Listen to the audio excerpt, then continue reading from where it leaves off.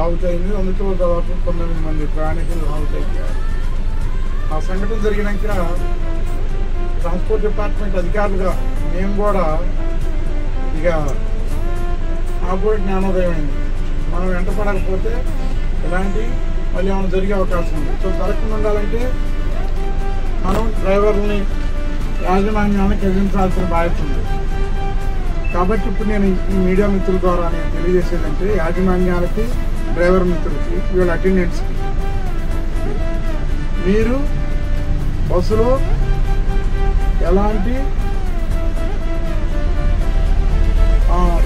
ఉన్నాయి వీళ్ళని రక్షించడానికి, యాక్సిడెంట్ జరిగితే బయటపడేయడానికి ఉన్నాయో వాళ్ళకి ఇప్పి చెప్పాలి.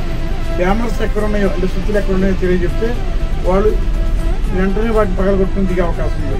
ఎమర్జెన్సీ డోర్లు ఎక్కడ ఉన్నాయో వాళ్ళకి బస్సు ఎక్కిన వెంటనే మీరు అందరికీ తెలియజెప్పాలా. అప్పటికప్పుడు ముందు తెలియజేస్తే ప్రయాణం స్టార్టింగ్లోనే వాళ్ళు ఏదైనా సంఘటన జరిగితే అలర్ట్ అవుతారు. దెబ్బ వాళ్ళు దారి వాళ్ళు చూసుకుంటారు. నువ్వు వచ్చి అప్పటికప్పుడు అలర్ట్ చేయలేవు, టైం సరిపోదు, నీకు కూడా ఒత్తిడే ఉంటుంది.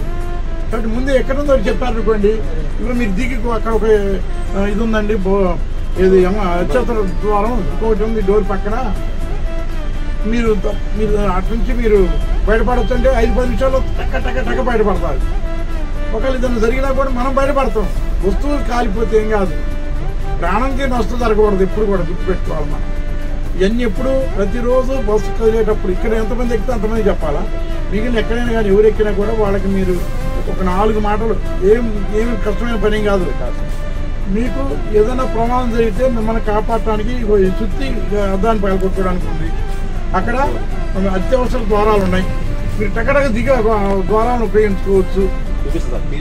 ప్రతిరోజు ప్రతి ప్రయాణికుడికి చెప్పడం అలవాటు చేసుకుని 5-10 నిమిషాలు చెప్తే మీకు మీ జీవితం ధన్యమైపోవాలి.